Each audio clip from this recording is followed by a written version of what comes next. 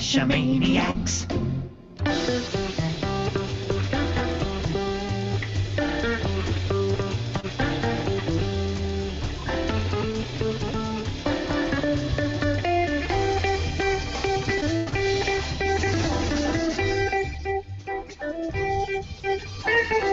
GeoGearHeads. Welcome back to Randomize Show 14, which is our 82nd episode. Boy, it's going to be one of those nights, Bad Cop. I'm Daryl W4, and of course, that's the Bad Cop, and we have a whole host of topics to talk with you tonight. And before we get to that, what do we got coming up, Bad Cop? You know, we've got some great shows coming up. Next week, that's going to be August 1st. Can you believe it's the 1st of August already? I know, it seems like it's flying by.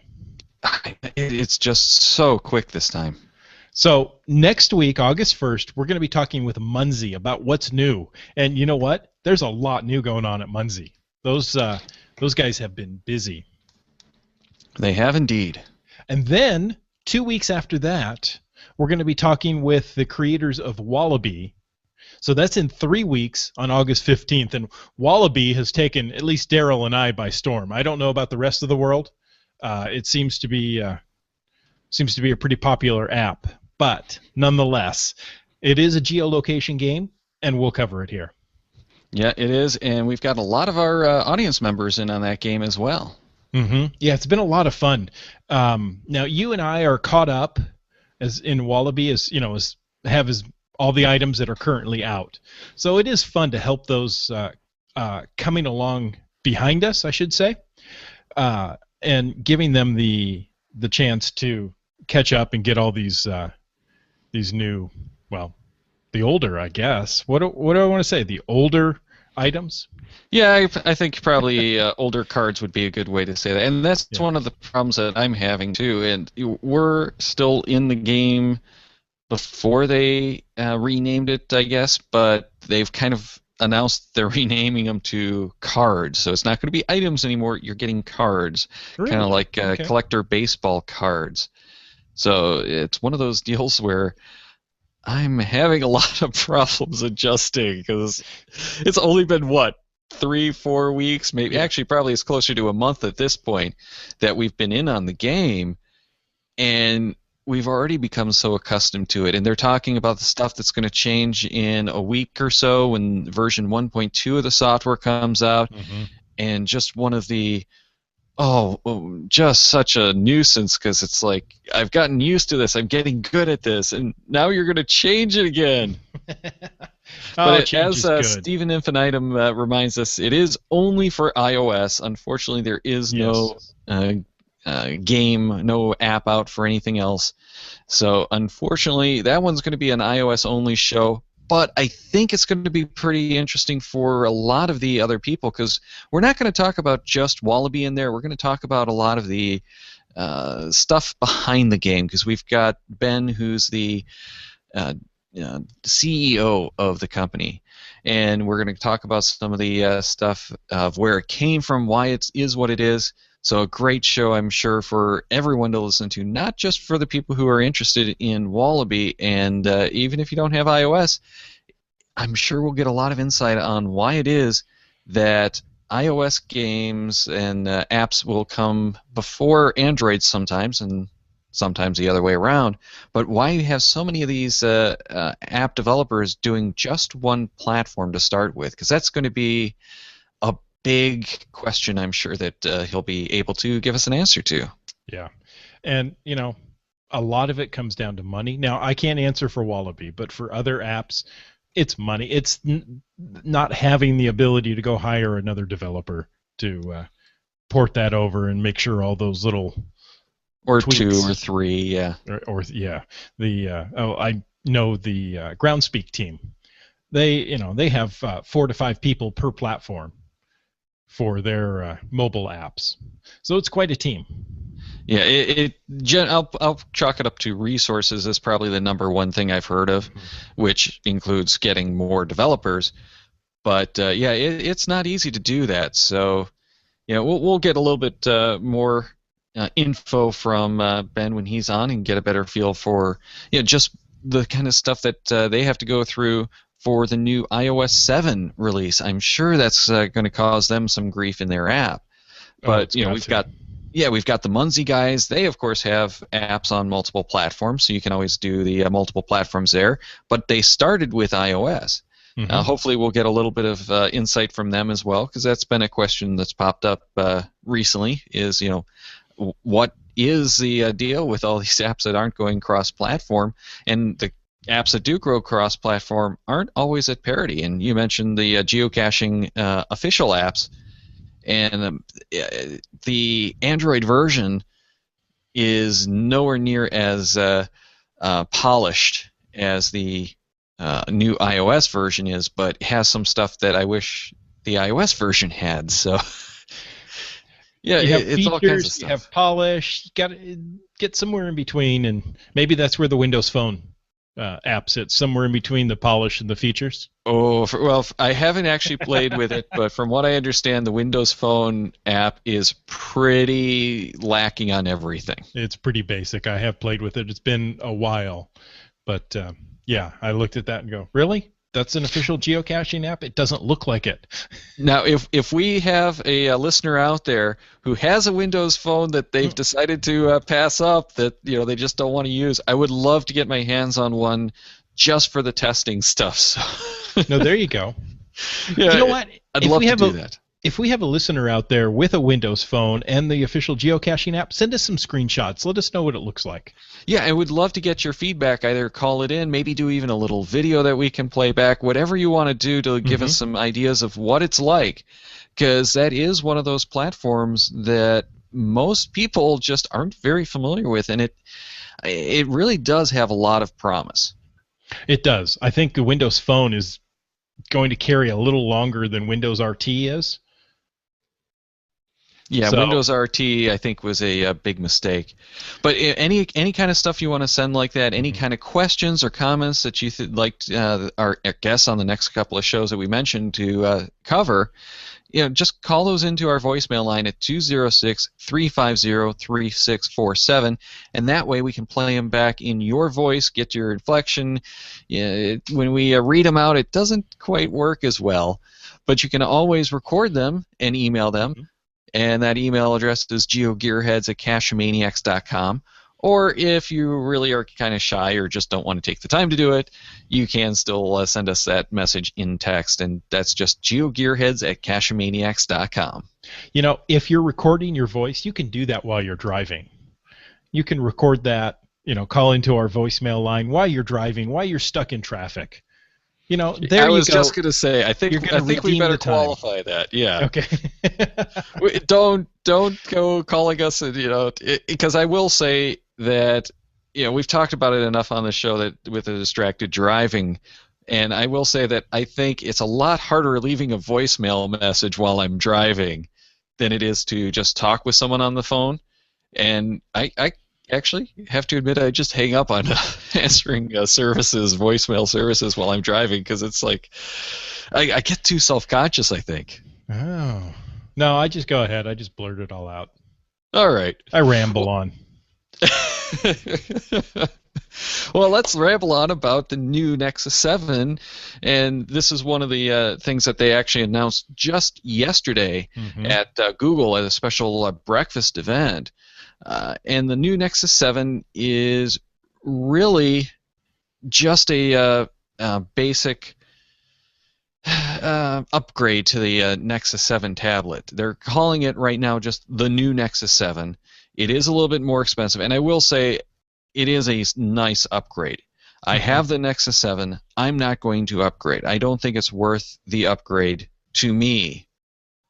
However, there are a number of caveats with that. What are your thoughts on the new Nexus 7? The new Nexus 7. I like the new Nexus 7. I for one am going to upgrade, but that's unrelated to its brand new technology. It's just I need to replace that tablet. I like the idea of the Wi-Fi Nexus 7 that has GPS built in. You don't have to go to the LTE version to get the GPS chip. Right. Well, and that's been the case with the Nexus 7 all along. Right. And that's one of the reasons why I found the Nexus 7 to be such an appealing little 7-inch tablet is it Mm-hmm. was a good quality tablet that has the GPS built in by default. That's not something that all of the tablets have, and we actually have Nighthawk 700 who called in some voicemail about a different tablet that we'll hear about in a little bit here. Mm-hmm. And he actually mentions the new Nexus 7 in that. But the new Nexus 7 is $229 for the 16 gig version, Right. Wi-Fi only. There is going to be an LTE unlocked version, and this is where I actually got a little bit excited. The Yes. LTE version is multi-carrier, so it is going to be what did they say? AT&T, T-Mobile, which are kind of obvious, but Right. it also is going to support Verizon. Mm-hmm. On one device, one SKU, you just get that thing, it's unlocked. So I really like this device for people who are going to travel internationally, especially, because my thought is, and we have to actually find out what happens when we get better specs on it and everything. But my thought is, if you're going to be traveling internationally, this is a device to get, because you can go and pick up one of those prepaid SIMs from whatever the local carrier is, Mm-hmm. drop it in there, and that's going to be your hotspot and data service and everything on just about any carrier you need. Right. On a tablet that'll slip into your back pocket and go with you. The new Nexus 7 has a much better screen than the previous one. It has a full HD screen at 1920 by 1200. Yeah, it's Yeah. 1920 by 1200, so it's actually better than standard 1080 screen would be. So that was a big deal there. Mm-hmm. But one of the things that really is a big deal, especially for our show next week, is it has two cameras now, not just that front-facing, Exactly. but it also has a 5-megapixel rear-facing camera. Right. So if you're going to go on a trip, you can use this as your camera as well. A 5-megapixel camera is a decent camera. Yeah, that's one of those things that just really seemed like a serious omission from the original Nexus 7, and it's probably worth the $30. Mm-hmm. Like I said, I'm not going to be upgrading just because I don't think it's a big enough improvement to warrant an upgrade for those who already have the Nexus 7. And one of the big features that they've been touting is that this is going to ship with Android 4.3. Right. Which was also announced yesterday. Which is a new flavor of Jelly Bean. Yeah, well, and is it actually Jelly Bean, or did they actually? No, it's still Jelly Bean. Okay. In any case, it's actually not a huge set of features that they've added, but especially for the tablet, it does add one really awesome feature, and that's the option to add the multiple accounts with locks, with limits. So for a family, this now becomes something that you can lock down a little bit and pass off to the kids so that they're not going to get into stuff that you might not want them to get into, but as the adults in the family, you can access everything you need to. Yeah, and that's huge. That's going to go after the Amazon, the Nook marketplace, I believe. And and they have had make a dent there. Yeah, they have had in 4.2 the ability to do the users, but what was missing was that option for locking down the specific accounts. Mm-hmm. So that's where the big difference is. And 4.3 is coming to the older Nexus 7. It's coming to the Nexus 4. So if you have a Nexus 4, look for that update to eventually roll out. Now, my devices have not received the 4.3 update yet. So don't be surprised if you don't have yours.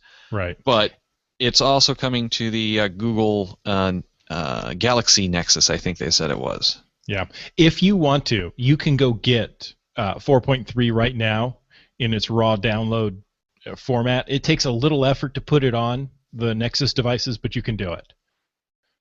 Yeah, it's pretty easy, and it's kind of like CyanogenMod, which isn't too tough to do either. But most people aren't going to go through that kind of effort, and that's one of the things that I've had this conversation with a few different people now. Is it's pretty easy, but most of the users don't want to take the time and effort to do it, and there is a big fear of bricking the device, which, as long as you follow the instructions, isn't that bad.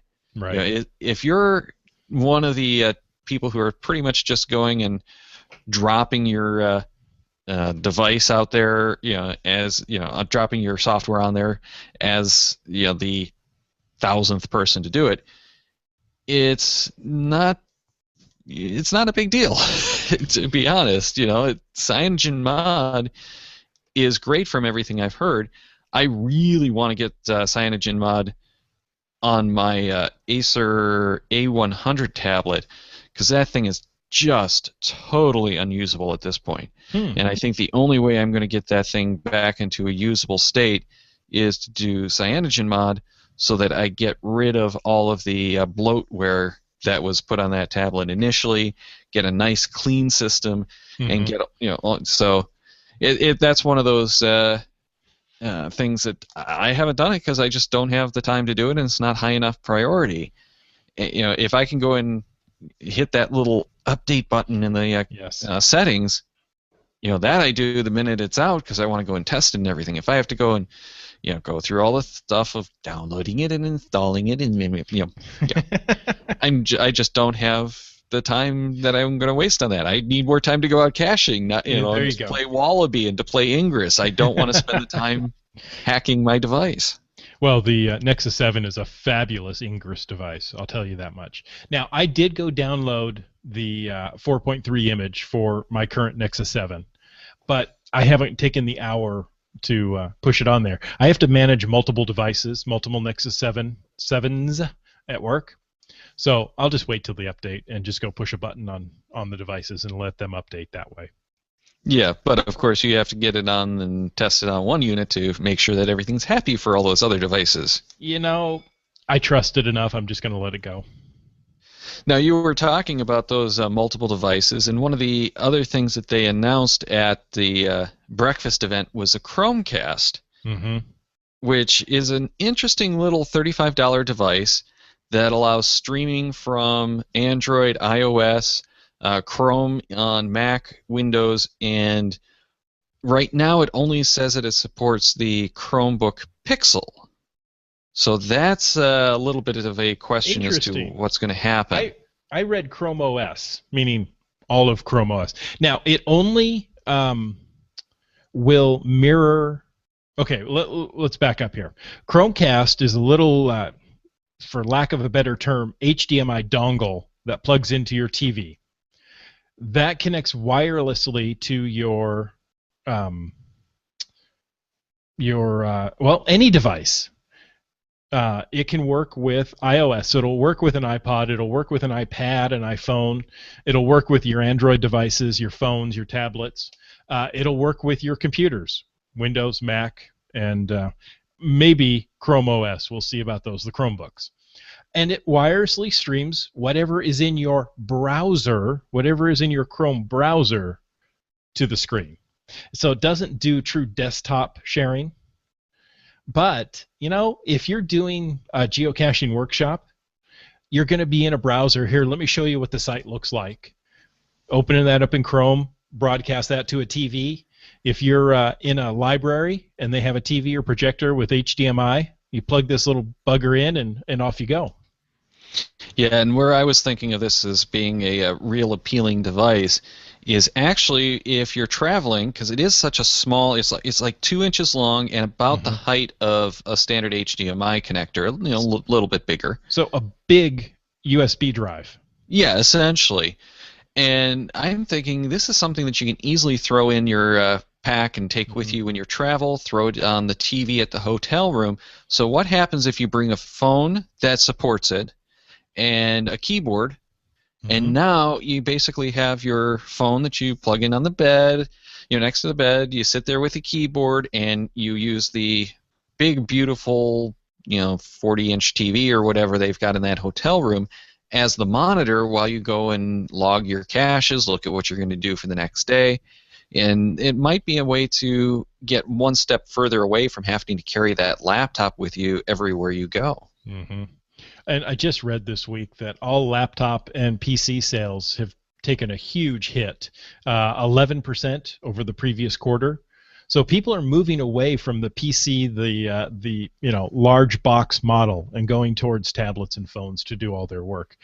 And a lot of vendors are producing web apps, so you don't have to have a dedicated app. You can just go to the web and do it.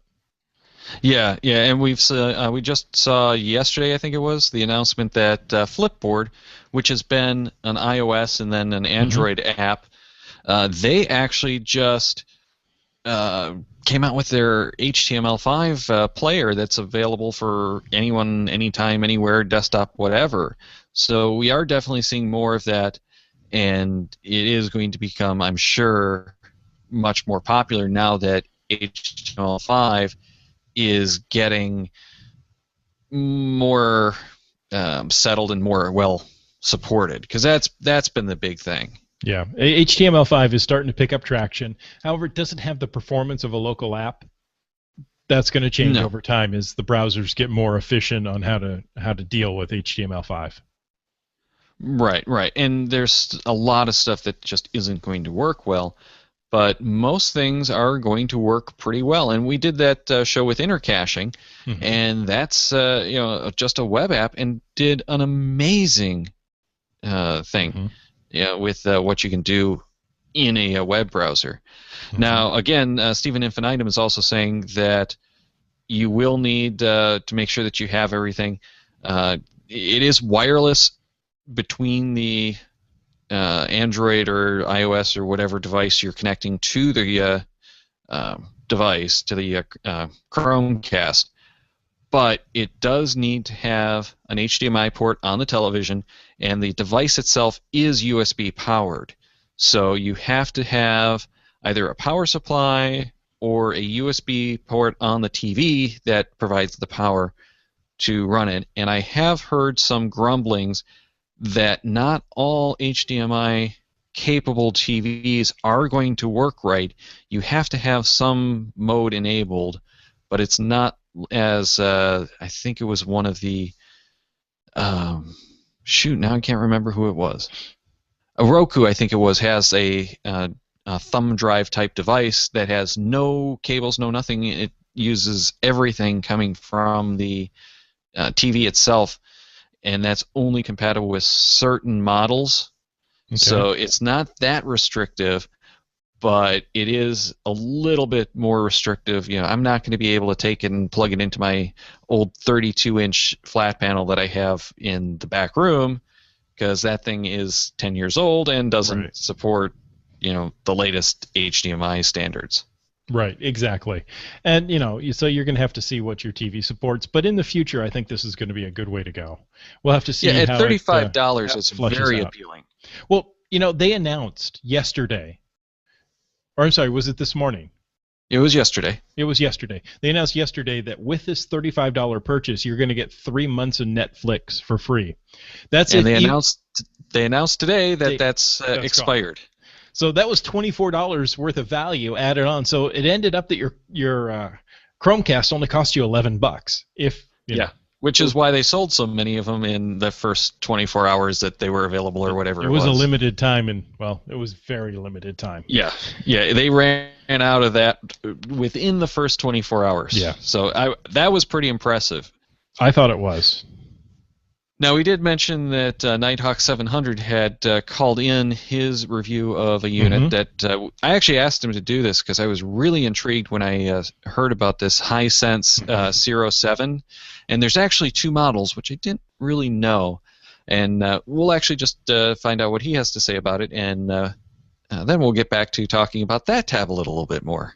Hi, GeoGearHeads. It's Nighthawk 700 from Baltimore, Maryland, calling in a tech review.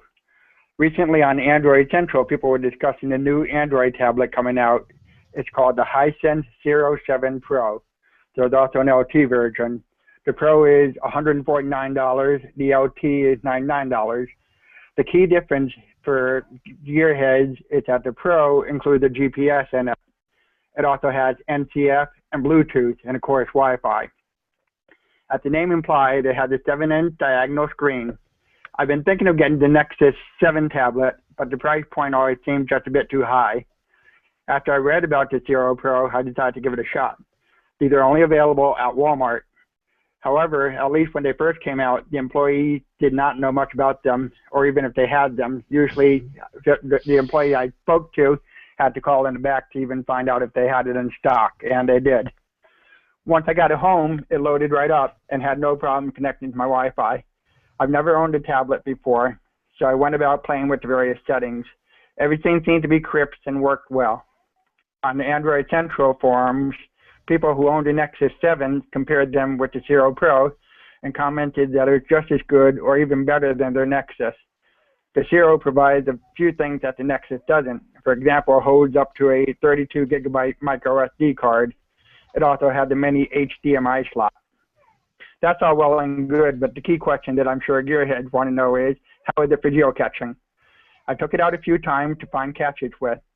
My current app of choice for the Android is CacheSense, although I also have Neon Geo loaded as well. The GPS worked well and brought me right to the cache that I was looking for. However, like I've heard other people say about the Nexus 7 and the iPad, it's a bit big and bulky to go geocaching with. My hand is large enough that I could hold it one-handed, but I wouldn't want to do it for too long.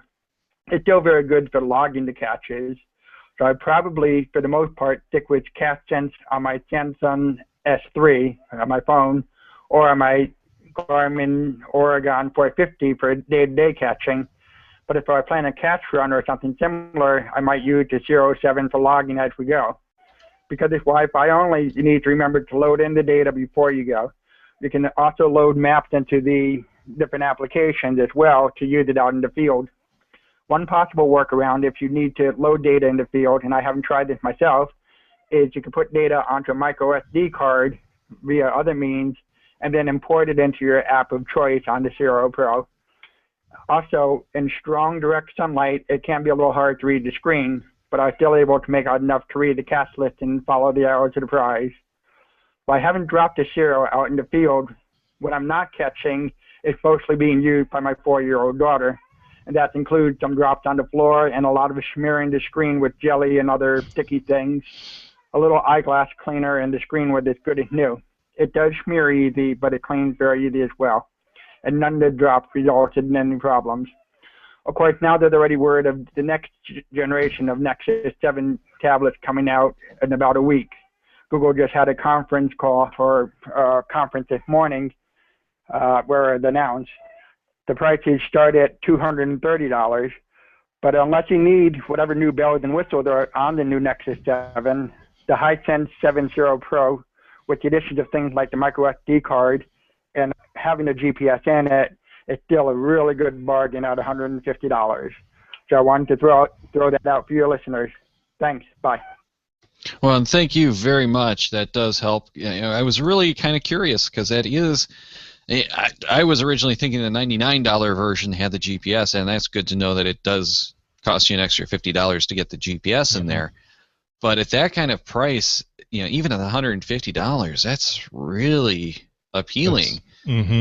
That is. And with the ability of most devices now, most smartphones to do the tethering, you don't need necessarily to have the data plan on that device. You can tether to it. I'm grandfathered in and don't have the tethering option, so I carry around a different device to do the tethering. But think about that as something that you could use in the car, again, in the hotel room, like we mentioned. If you go into a coffee shop, even sit there and update your caches, do your research.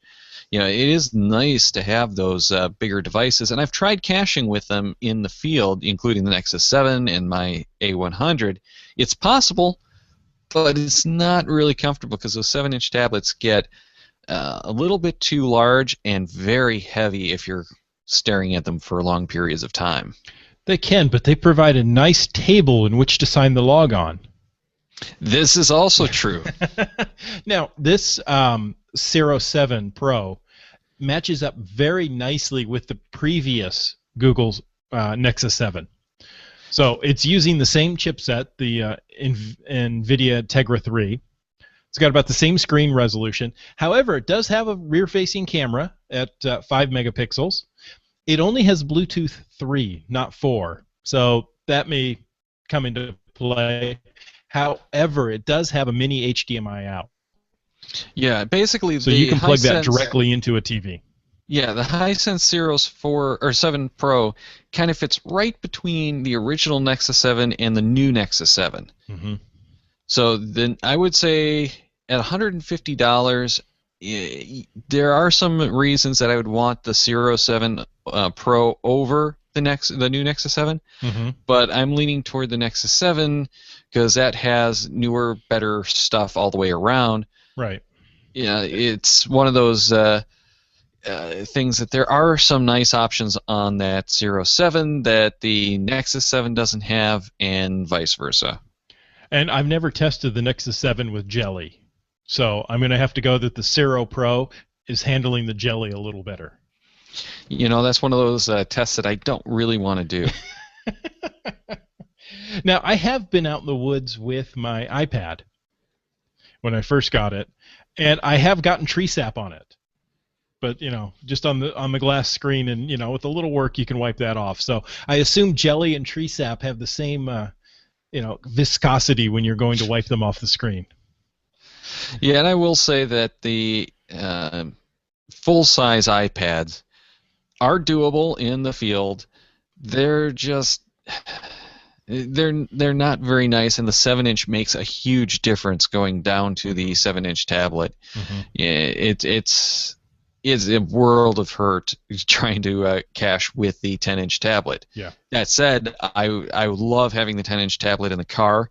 I like the Nexus 7. It's nice and portable, but if it's going to be something that you're going to use in the car, in the hotel room, I think I still prefer the 10-inch tablets because they do give you that extra screen real estate, and you can spread out the map bigger, essentially. You know, it's just that much more that you can put on there. Well, you know, why not get one of each? At $150, go ahead and grab it's almost an impulse buy anymore. Yeah, well, and the thing is, too, if you've got the family, everyone wants a tablet at some point, it seems. So at $150, this is something that you can give to the kids a little bit easier than that really pricey iPad or something like that. And you know, that's one of the problems I think the iOS devices are going to have, is they are so pricey. Mm-hmm. That you don't want to give these to your 4-year-old kids unless it's that generation old version that you're going to get rid of anyway because you've replaced your version. And you put it in a life-proof case and go ahead and let them eat peanut butter and jelly in the back seat with it. Yeah, or OtterBox or something like that. Something, yeah. Well, we've pretty much turned this into an Android tablet show, but why don't we hit on one thing that we wanted to mention last week and just didn't really get around to, which is the Pebble Watch and smartwatches in general, because that's kind of been a hot topic. And you know, I keep looking at that Pebble Watch, going, "This is so cool! I want to try one out. I don't think I'm going to like it, but I want to try it." You know.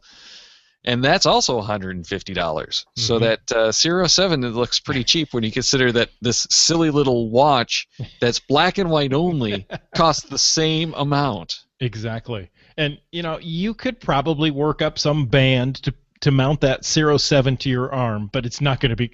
Why do you give me that look? Well, the guys in the audio podcast can't see, but I did this really, really bad eye roll. I could just see the iPad... mount that you're going to run around with. You're not going to do the 7. You're going to go for the 10-inch. You want that nice big screen. Okay, I will give you this. I have been in stores where the salespeople have an iPad on their forearm. You know, they pull it up and they're using the iPad landscape on their forearm.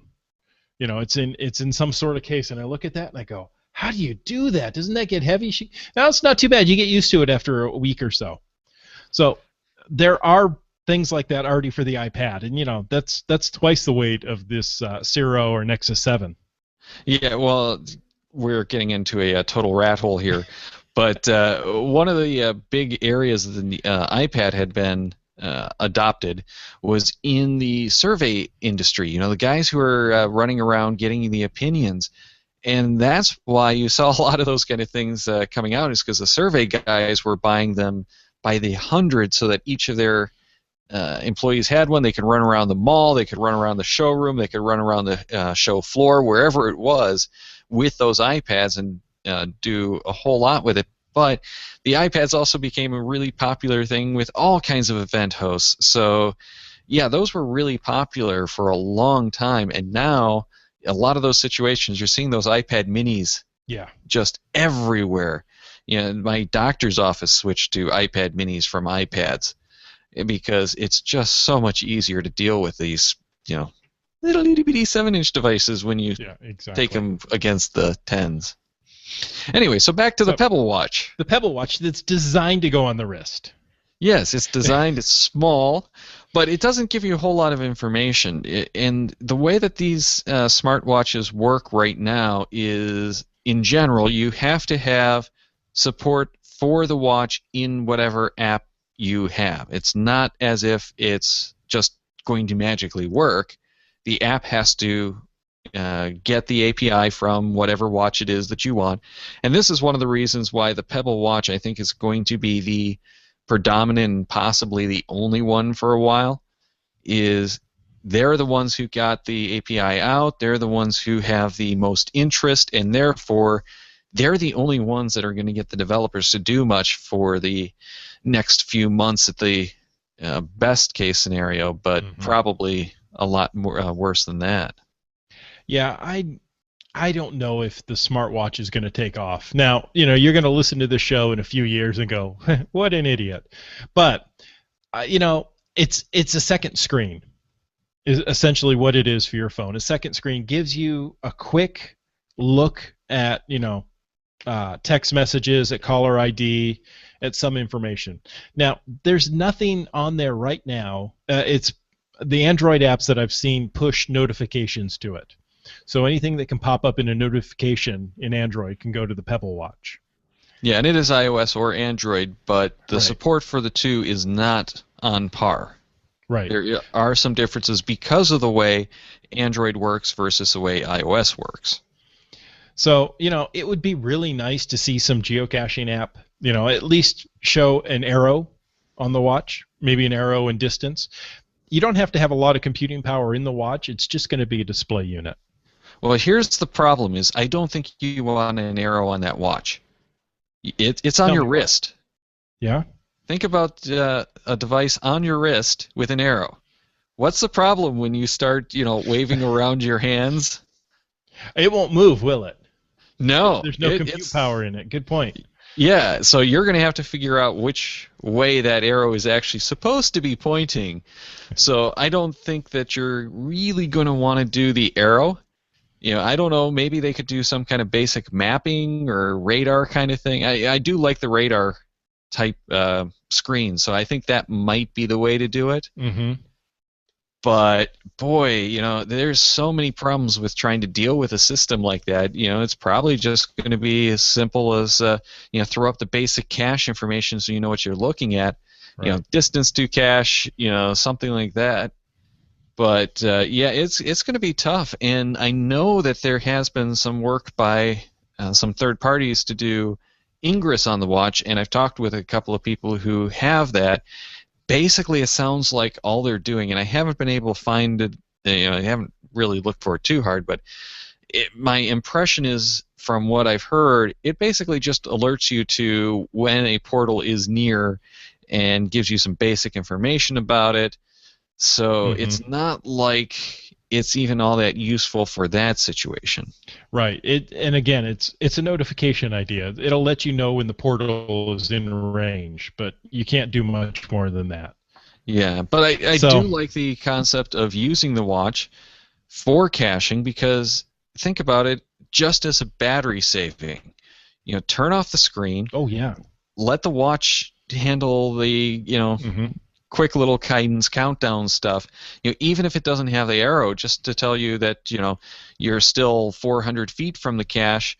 You don't have to look so much. You know, 500 feet, 600 feet. You know, it doesn't matter. When you get down to 100 feet, maybe it beeps at you, gives you some other alert.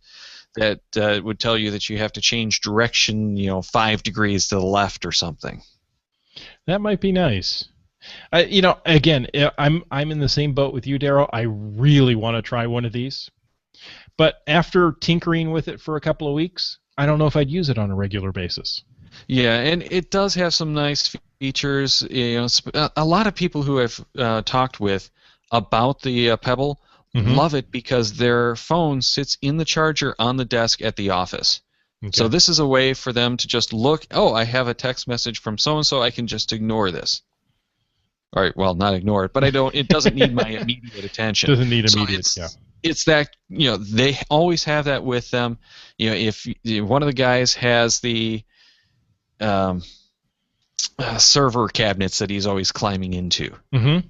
So it makes it easy for him because he can't get to his phone at all when he's on his back in the middle of a server cabinet or something. So for that kind of stuff, it's really going to be helpful.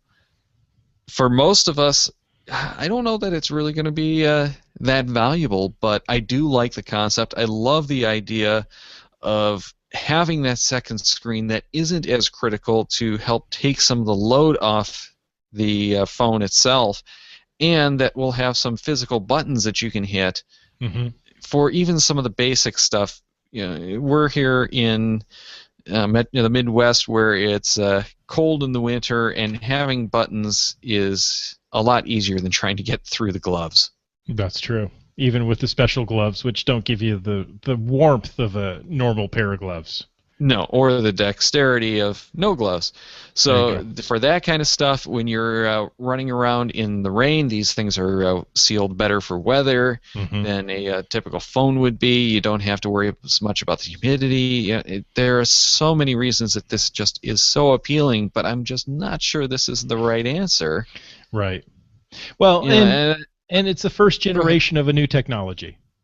So so first generation of this generation of the technology, I guess, because if you go back, remember Fossil actually had a Palm-based PDA-type watch that it would actually pair with your Palm OS way back before I think they even called it Palm OS. I forgot about that.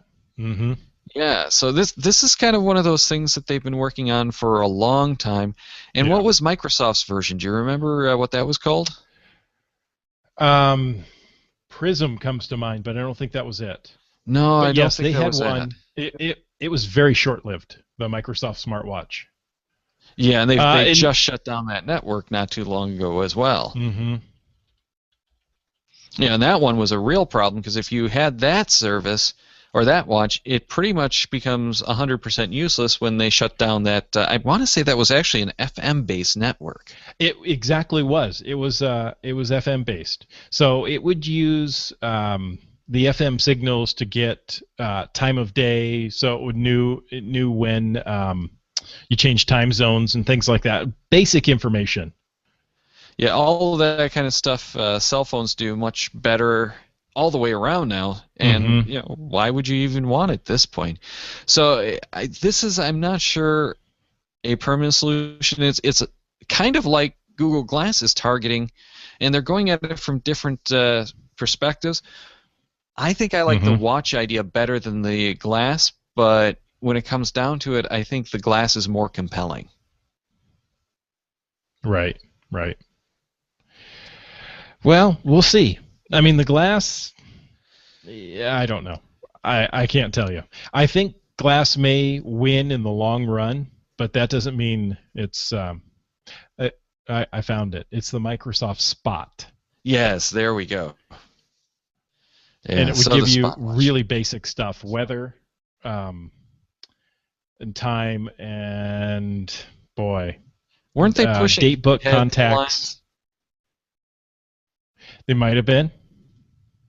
Yeah, but it was a pretty basic watch.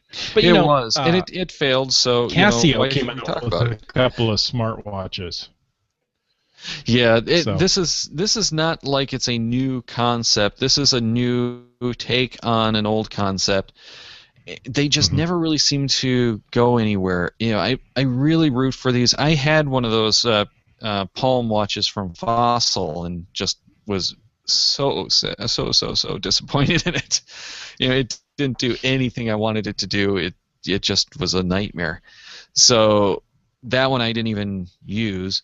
This thing, it looks very usable. The people I've talked with who have it love it, and I'd really like to talk with some more. So if you guys, anyone in the audience, you guys, you girls, whomever, if you've used one, or if you've had a chance to actually get your hands on glass and try anything with that, we'd love to hear about that too. Make sure to give us a call at that 206-350-3647 voicemail number, or email us at the GeoGearHeads at CacheManiacs.com, which if you're on glass, you can actually record that right through glass and send it to us. So, there you go. That's a great way we'd to love do to it. get our if you have glass, send us our first message from a glass. There you go. How's that? There you go. Okay, glass. Oh, sorry. If you touch the side, and there's little tricks. If you touch the side, anybody can say "Okay, glass" and make it do okay, what glass. it wants to Email the GeoGearHeads. Well, with that, I think we should wrap up this show, this Randomize 14 episode. Check the Cachemaniacs website at cachemaniacs.com for more on the GeoGearHeads, including show notes from this and all our episodes. We love hearing from our listeners, so leave us feedback by calling 206-350-3647, by emailing geogearheads at cachemaniacs.com, or through social media. Your support helps keep the Cachemaniac shows coming. Please consider making a PayPal donation through the link on our website to support the Cachemaniac shows. GeoGearHeads is produced by Chris Umfenauer and Daryl Wattenberg. This show is copyright 2013 by Daryl Wattenberg. All rights reserved.